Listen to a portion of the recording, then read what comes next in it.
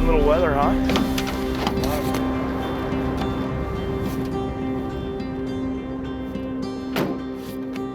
It's November and I've traveled west of mainland Alaska, nearly to the end of the Aleutian chain of islands. I'm closer to Mother Russia than I am the United States. This is a place best known for rough weather, for king crab, and forgotten battles. I've come here to experience the archipelago wilderness and to explore her war-torn lands. This is Adak Island.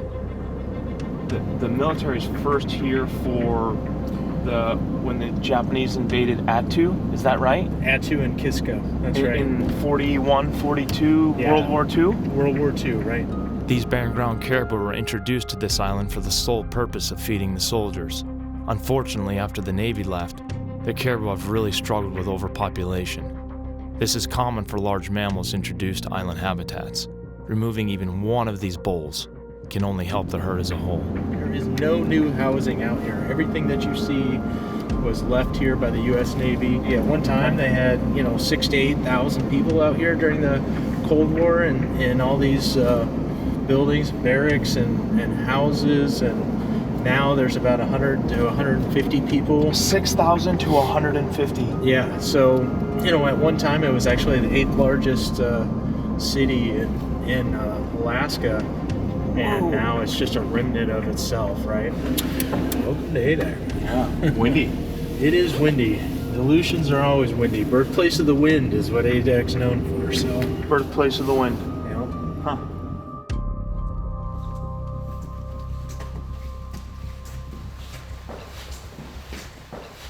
All the walls, so you could know exactly what tool went where and what was missing, who had what out. Crowbars. Hundreds of chairs, right? Oh yeah, look at that. Hardcore Marine.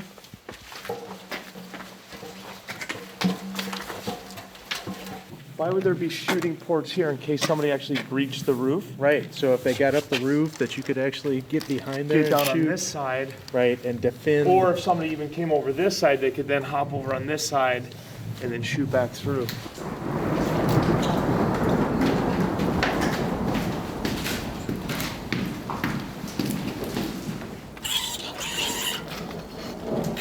Wow, that's really impressive.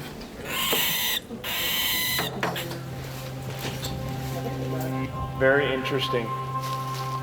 Interesting that this exists in the smack dab wilderness of Adak Island. The naval ruins here are unlike anything I've ever seen.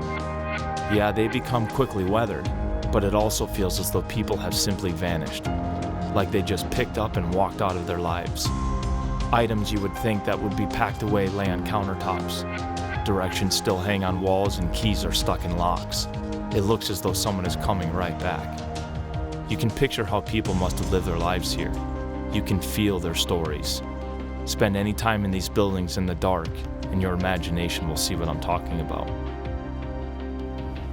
So overwhelmingly complex that no one lives here now, but the infrastructure that was here is, it's truly a ghost town. This looks like a movie set. It's unbelievable that so much work went into all of this and everything that we've seen, and now no one's here using it, and it's just literally falling and rotting apart. It's not creepy at all, but what I think about are the stories. Like, I think about relationships that were created here, friendships that were created here, lives lost here, babies born here, military actions fought here. That's what I think about. I think about the people that were here then and what their stories, the people that are existing now across the United States that have stories of their lives on Adak. And when this stuff was new and this place was bustling, I bet they couldn't fathom what it looks like now. Imagine if the guy that built this was standing here looking at it right now. It's hard not to imagine their stories.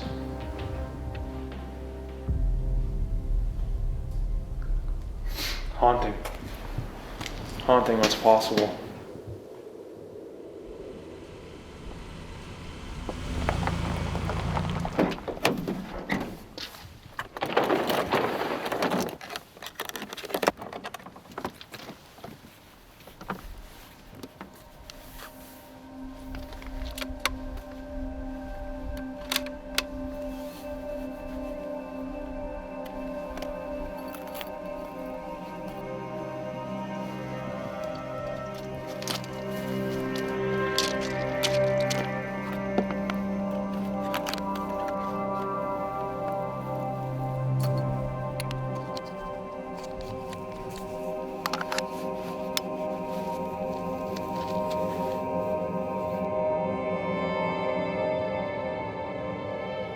So much comes to one's mind when shooting a gun, especially when hunting and the goal is to take an animal's life. The precision, the process, finding my breath and the weight of the trigger. I become numb, tuning out the chaos of the recoil. I continue to burn a hole right through my target as if the bullet will never stop. A single, important shot, which is both difficult and rewarding, especially in such a powerful place, but also sets the stage for what my final shot will be like. Canisters out of here and get your food. Grab what you need. I'll just throw them in here just so I can pack them.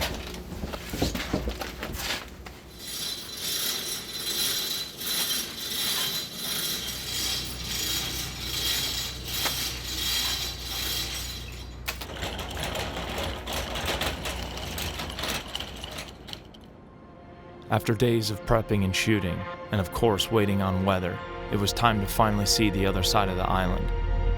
Anytime I can escape people, get in a tent and find the night sky, that's where I want to be. Picking my way through a landscape with rifle and backpack brings an immense sense of space, time, and purpose, and anticipating these very moments builds an excitement that keeps me up at night.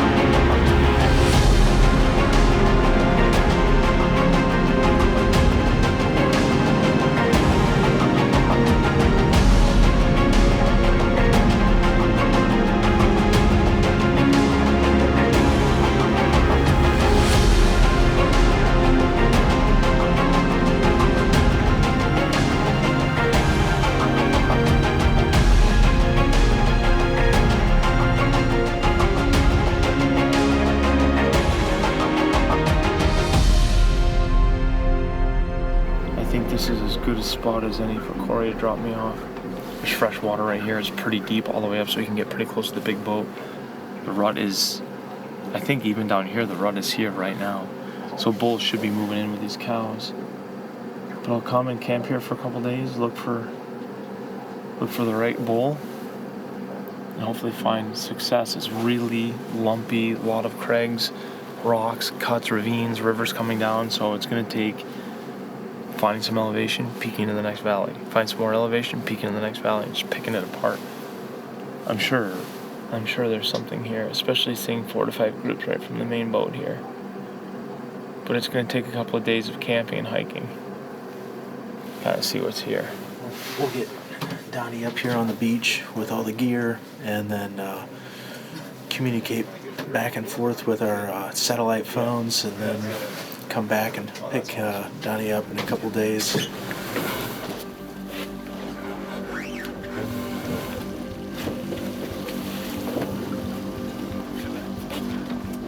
Johnny, good luck. Thanks, Scott. Good luck. Yeah, thanks. Stay safe.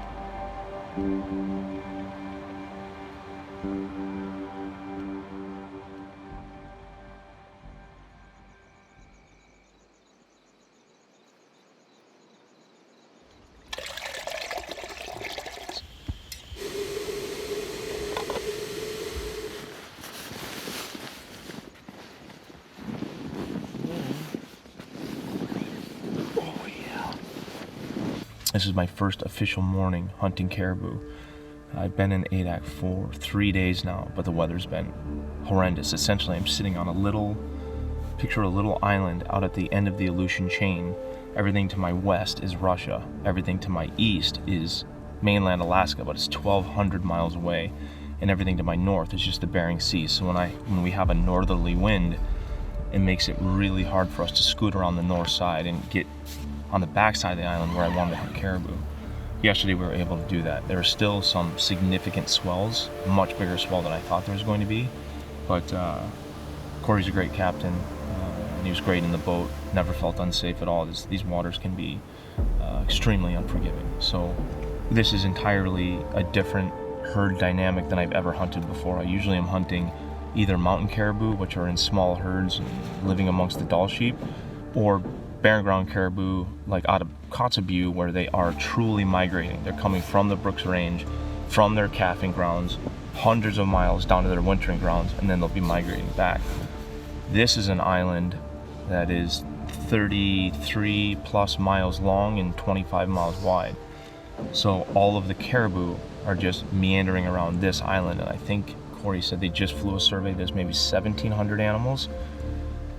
So the odds are stacked way against me, but all I have to do is keep picking apart this country and I'll hopefully find one. There's all these little folds. It actually reminds me of, grotesque to say, but it kind of looks like a human brain. There's just little rocks, little folds, little streams coming out. I just need to look around. I need to do some hiking. I have to do that daylight to dark because it's really long nights, so I have to truly make hay when the sun is shining. It's an awesome place, beautiful. It's weird to see what a vast wilderness exists here, both with the ocean and on the island, and then also these broken down little microcosm of military bases and where people used to live. It's a great stretch of what humans are capable of, enjoying the wild and also impacting it in a great way. But hopefully I find a nice bull today.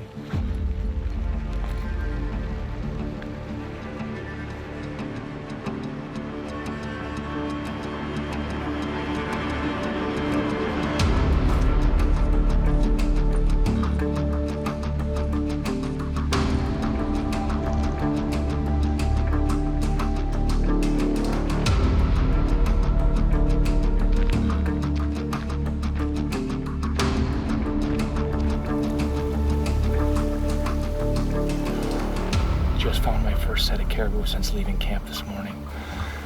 This place is super hilly, tons of folds, lots of drainages, and so basically it's trying to find a high spot, look all around the high spot, go to the next high spot, look all around the high spot, and I've just been picking it apart.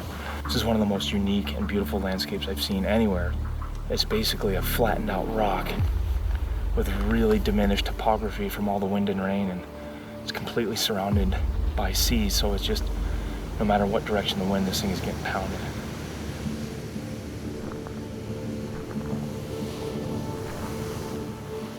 Hunting on this island where the landscape seems too perfect, it's easy to picture each meadow holding a handsome bull tending to a harem of cows. But it's not been the reality. At this point, hill and valley have only proven to hold no game.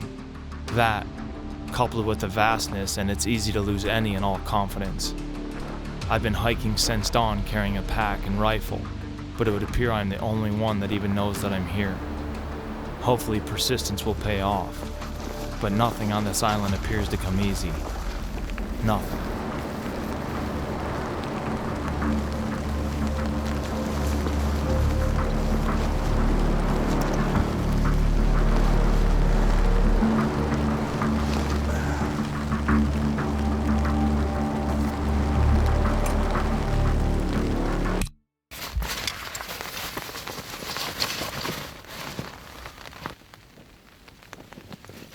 I am completely socked in today. It's been blowing like hell, which it seems to do all the time here. And it's been raining all day. Hard rain, power mist, and the place that I need to go today to hunt is on the south side of Expedition Harbor, which I'm camped on right now, and I can hardly see over there. And it's a long ways away to just go blindly. And yesterday I hiked. I did all of these ridges all the way up, worked my way all the way up to Shagak Bay yesterday. And there's two big mountains right here. There's a 1500, actually it's a ridge, 1500, 1300, 1500. So I worked my way all the way up along the water, up to Shagak Bay, and then I worked all the way down just on the southeast side, or southwest side rather, of this ridge, and back to camp. I probably did, I don't know, it had to be 10 to 15 miles yesterday on foot. And I saw 2 cow caribou. That's it. It was, everything looked perfect. It looked absolutely perfect. Every little ridge I went over, I expected to see a little herd with a little harem with a bull. I just kept telling myself that all day long, and I kept picking my way apart, but 2 cows is all I bumped into. So my plan was today to hike south around Beverly Cove and then around Gannett Cove and to hunt all of this southwest side, the southwest shoreline of Expedition Harbor, but I can hardly see. I can hardly see over there. So I think my plan C is to radio for Corey to come pick me up in the boat. If there's weather, potentially tomorrow. He has to go around, he has to come from town, and he has to steam around the north side of the island. And this north side is the second deepest trench in the world, second deepest portion of the ocean in the world on the Bering Sea. And because of that big slope, it can create really steep waves that are really dangerous for boats. As I'm sure everyone knows, the Bering Sea eats boats alive. And so we have to play it smart with weather. You're a raven out there. And so hopefully tomorrow, which is Friday morning, hopefully he can steam around and come pick me up and then take me to another location. And he kind of warned me that this might be the case. I asked him if he would drop me off and let me camp for a few nights so I could still hunt my way around these areas and do a little spot and stalk and hopefully find a bull. But he told me that very likely we were going to have to do a fair bit of hunting from the boat because the bulls are down low and they're down on the beaches, and it's just too far. It's too much land to cover in the short amount of daylight that I have right now. So plan C is to have him come and pick me up tomorrow morning, and then we hunt portions of this Caribou Peninsula, see if we can't find a suitable old bull. But I'm having a good time. It's just it's tricky when you get socked in because you just want to go. You want to lay down some boot leather and keep looking over the next ridge, but in weather like this, it's really tough. All you can see is a short distance, and you basically have to stumble into something to pull it off, and it's very, very unlikely to do so, and getting yourself and all your gear pretty wet in the process. So we're gonna hang tight. I'm gonna hang tight. It's an amazing place. It's unlike anything else I've ever seen. The sea life around here is, it's astonishing how many sea ducks live here. Sea otters, seals, sea lions, orcas. I basically have seen all of that right from my campsite, just by walking around and checking out this little peninsula, this little bay that I'm on right here. So I'm going to hunker down the rest of the day and write in my journal and do some reading, and hope tomorrow we can find some weather to get Corey in the boat over here so we can keep hunting. It'll work out. I'm positive it'll work out. It's a good day to catch up on sleep. And reading.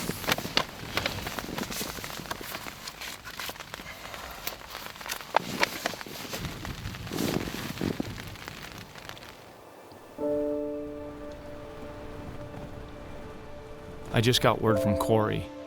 He and Scott are going to attempt the north side to come pick me up, but his messages on my inReach device aren't easy to decipher.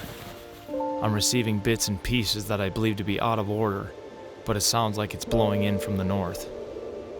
I don't know if the seas will let him around that north side, but I'll keep an eye on the horizon and be ready either way.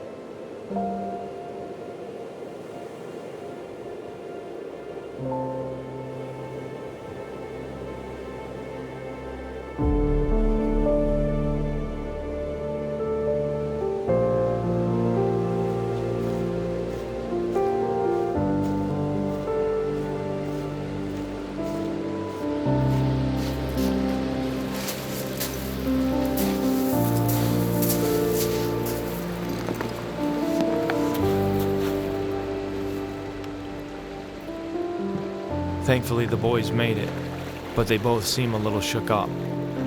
They said their trip to come get me may have been the worst swell that either of them have ever been in, and they've been doing this for quite some time.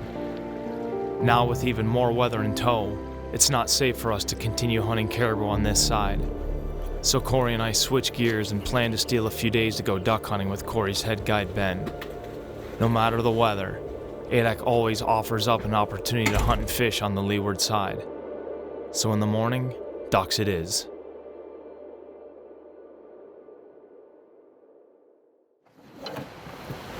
Ben, you need me on the other side? You want to undo the bungees, you can. Sea ducks mean weather. Even the good days come with risk. Painted birds, both the real ones and the imposters. Boats and blinds and rocky ledges. The men that hunt them aren't only hunters, they're waterfowlers. And to me, that's a big difference. It's shotguns and shot, hot coffee or maybe it's cold. Waterfowlers are layman ornithologists with a twisted mind, one that take their donuts with a side of wind and rain. A special kind of people and ones that I respect mightily. If I had to hang my hat on one last hunt, it would very likely be for ducks with a perfect crew.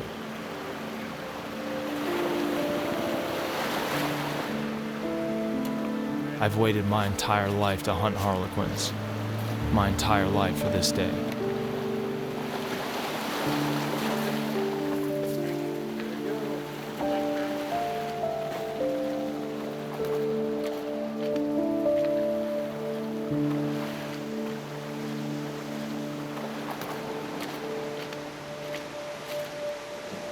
I've already had some landing in the decoys and they are just so beautiful. They look cartoon-like. Looks like a child made them, if you will. And they're really, really good eating. I have not eaten them yet, but Corey and Scott and Ben have told me they're phenomenal table fare. So I'm really excited for this hunt. And I'm already starting to see bald eagles are starting to land around us.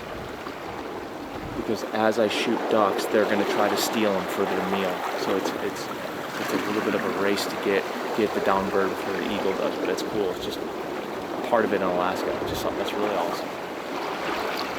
But this is the Bering Sea. It's a misty, rainy old day, perfect for duck hunting. And I am stoked that we're sitting over Harlequin decoys right now.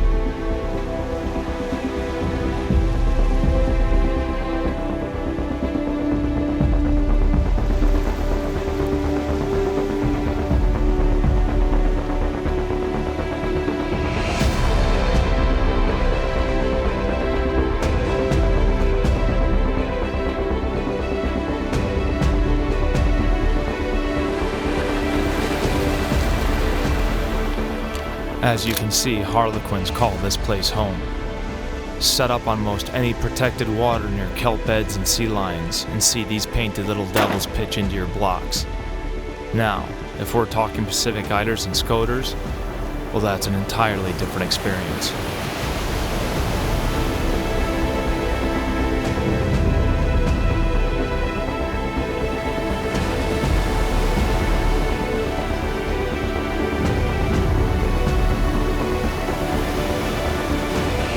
Hunting ducks here has been a dream come true, but I've been doing so with big caribou bulls in the back of my mind and an eye on the weather.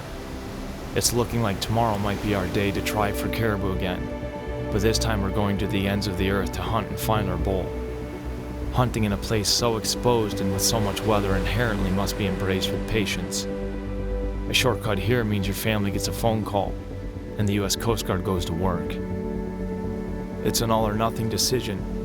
These aren't easy seas to turn around in, and I can tell that Corey and Scott aren't exactly sure that this is going to be ideal, or even possible. The change in weather is slight, and the window in which to use it even more so. Nothing is done here without the risk of losing a boat and human life. Nothing.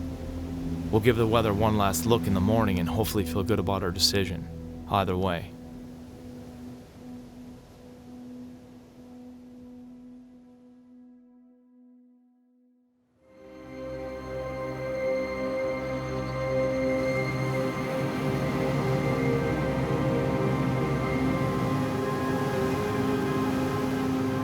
The weather forecast indicated that we'd have our window of manageable seas, and so we headed out of Sweeper Cove with high expectations.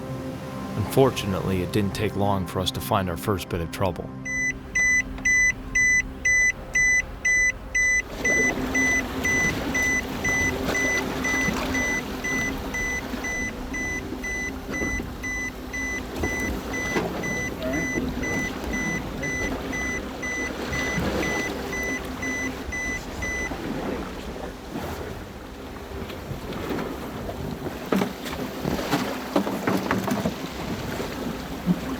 So there's water that'll sit in the bottom bowl of the rake course.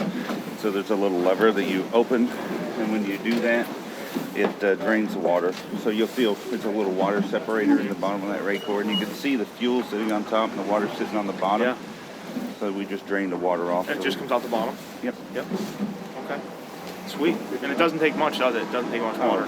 Got that much water in it. Yeah. And it goes boom.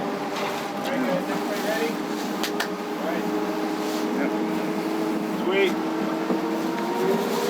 All right, we're ready to go. The adventure continues. That's good. The most dangerous parts of our journey were not filmed. What you see is what we could show you. At all other times we had our heads on a swivel and holding on with white knuckles. The waves were massive, and worst of all, disorganized. But thankfully, Corey and Scott are no strangers to this water and capable of navigating its unpredictable ways. It's incredible that we made it. Hey Corey, look over here. There's a really good bull. You see at the end of the bay there? Yeah, he looks good. Looks like Scott. a really nice one. Yeah. There's a couple of them. And there's a couple of cows. They're right on the shore. Yeah, and look at look at up top there. There's one bull and a cow bedded above. But he looks smaller. He looks younger. I think that one down on the beach looks best. Yeah, he's really tall. Really tall. Look at it. Almost looks like he hasn't rubbed his antlers on anything. But I suppose they can't rub their antlers on anything, can Right, they? there's no trees. Yeah, it looks like So- he's just fresh out of velvet. Yep. Okay, well let's where do you want to go in? I think we should put in over here and Just go right in between these rocks right here? yeah, we'll go up in those rocks, basically get you in up there, and then you can hike over and. Well, you see this ridge, maybe if I either hug the rocks, then maybe I can get up on that flat ridge, Yeah. and then maybe if I dish that whole thing out the way they are at the end here, they won't be able to see as we come along. Right. Okay. That looks good. All right. Let's take the journey.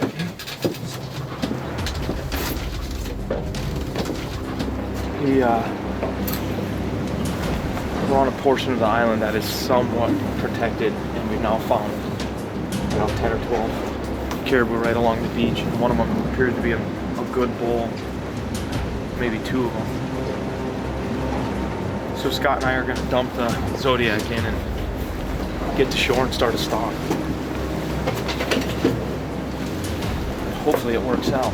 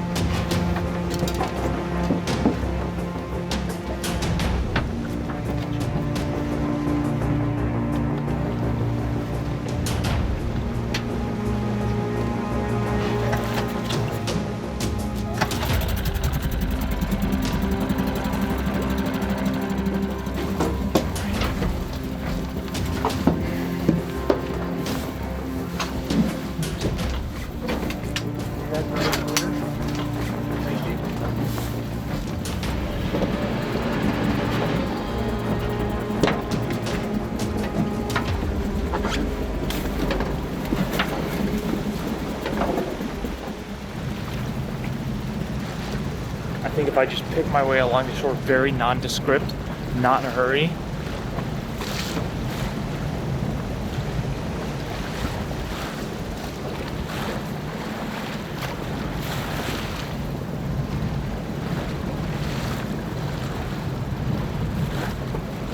I can go right here.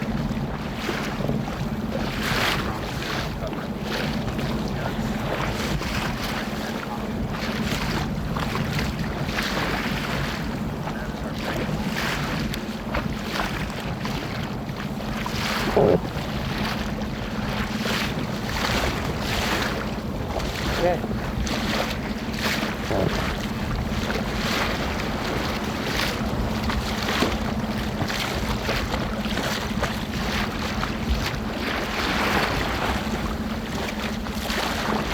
Oh, there's a caribou right there. It's a young bull right there.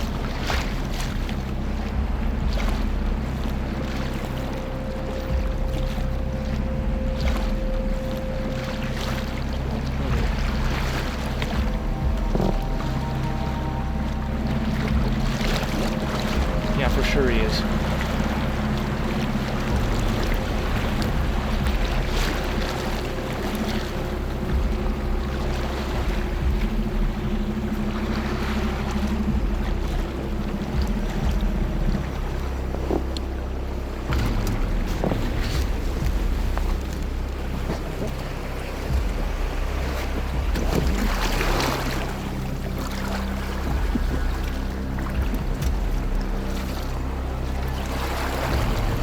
I need a knife now, right now.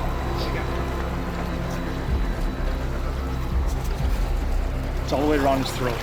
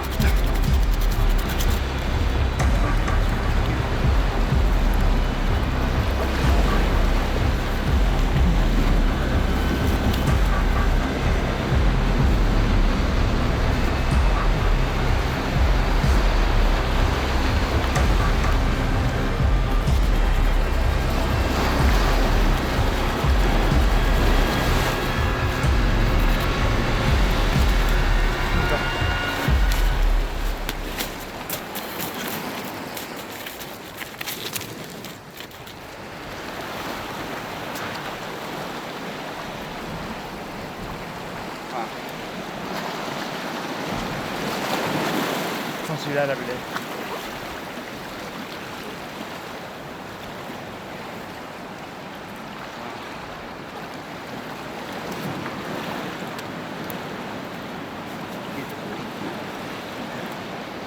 Goes all the way around his throat, suffocating.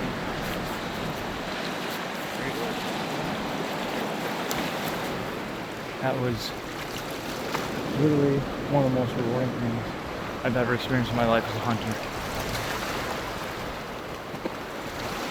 What a great book here. Unbelievable. Unbelievable. Okay. Great book, Connie. Thank you. Good luck.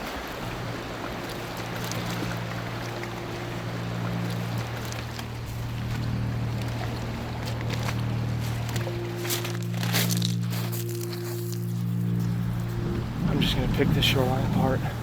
There's maybe 9 animals at the end of this little bay. The seas are super rough today. Really got my butt kicked coming here. Was nervous a few times. And if this was warm water, it would have been like a roller coaster today, no problem. This is really cold water. We're in the Bering Sea, and there's no swimming. Not very far, not very long. And I know this is a little contradictory, but there's a big bull down here that I want to kill and get some more meat from. So I'm just gonna pick down these rocks as nondescriptly as I possibly can and try to kill this bull.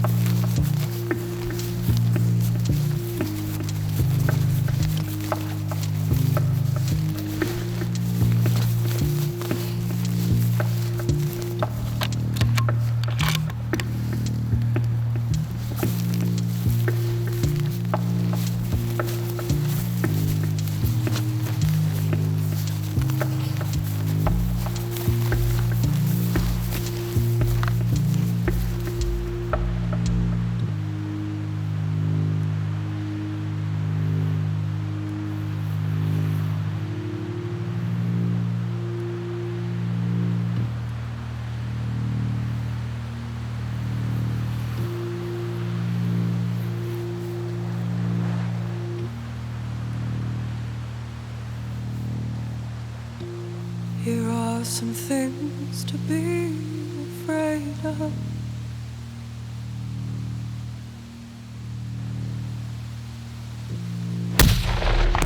Growing old and dying.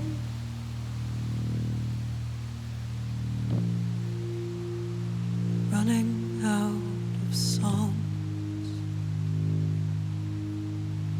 Not being strong enough, not being brave enough, never ever knowing what to do.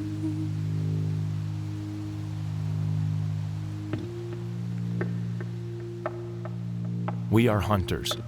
In fact, the hunting and scavenging of meat is what's made us the successful humans we are today.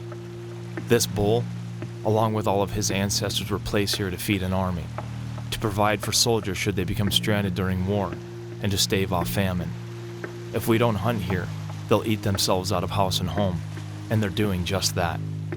Hunting for all of us is important, but for the caribou that call this place home, it's imperative. Whether that's difficult to digest or not, humans are nothing more than pieces of the puzzle. This is reality. This is conservation, and the world we live in. Your hands and what they, your hands and what they, your hands and what they do. Here are some things to keep on avoiding.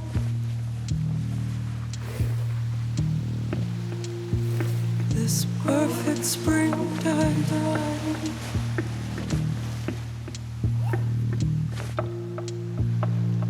Running its bright green song. Not being strong enough. How it feels to work the ground, never ever knowing what to do. In my body, never ever knowing what to do.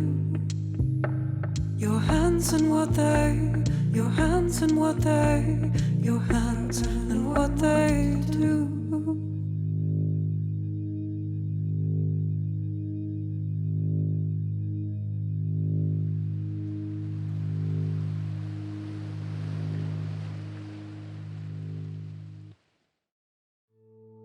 What better way to reflect on the previous day's hunt than to walk amongst the naval base ruins with a stacked 20 gauge looking and listening for 8X chuckling ptarmigan. Often you'll hear their laughter before the flush. This is what crisp, fall days were made for. Warm sun in your face and a shotgun in hand. These birds won't make it past dinner. I usually find ptarmigan in most every place that I hunt in Alaska, from mountaintops while hunting Dall sheep to river corridors while hunting moose. But this is the first time chasing these tasty little birds amongst abandoned buildings. These are special times that I won't soon forget.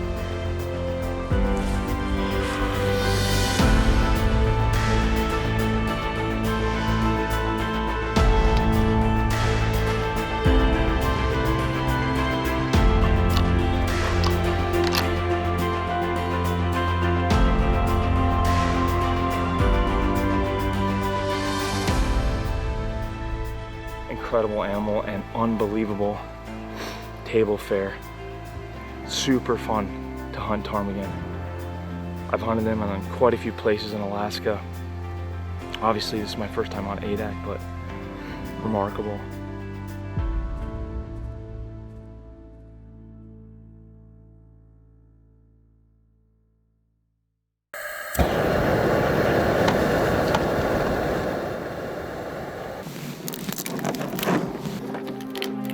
Fall is a time of restlessness. It's a time for the hunter and for preparation of winter. ADAC is perfect for this as she provides a bounty of which few men will ever see. A bounty of the wilderness and of the water. In the field is where we hunt, but all of our harvest, whether by rifle or shotgun or fishing rod, are carried to the ADAC butcher shop, also known as Corey's Garage. So we'll trim this off. We're going to keep this for grinds. Serious business can be done with smiles. We tell tales that we just lived through. We talk tough and we laugh. Outside of raising a family or perhaps being victorious in battle, in my opinion, this is as fulfilled as a man can feel. We make our cuts, we package, we do all of this to share. As hunters and providers, this is who we are.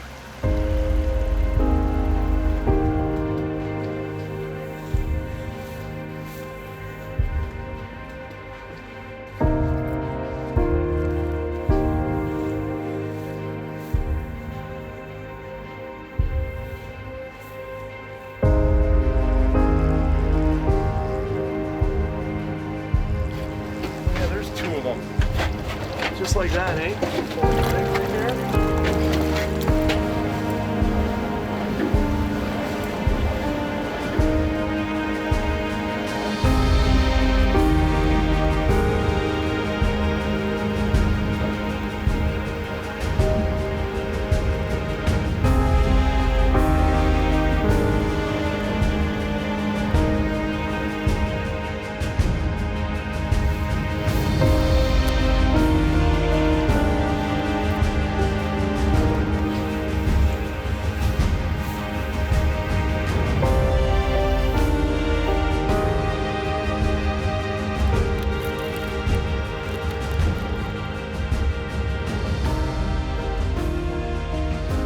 spend time in any wilderness brings a man perspective, both in size and of significance. I felt that way almost immediately on Adak. The landscape is vast but smothered by wind and rain. Only the volcanoes appear to touch the sky. The Bering Sea waves are bigger than I ever imagined they would be, and every bit as powerful. The winds of Adak speak their own language, and if you listen, you'll hear whispers of history. It speaks of tales of a great ghost town, a naval airbase left to be reclaimed by the fantastic weather. They tell of the formidable Imperial Japanese Army taking hold on American soil, and of the spy games during the Cold War. Even the Caribou are a ruin of war. Just as the rocks on her coast are sculpted with the tide, my time on Adak has shaped me a great deal more. That's what we're left with in this world, you know, our wild places, and that describes Adak perfectly, wild. And out in the middle of the Bering Sea, she'll be waiting for the next visitor to step off the plane. And you can be sure she'll greet them with all of her might.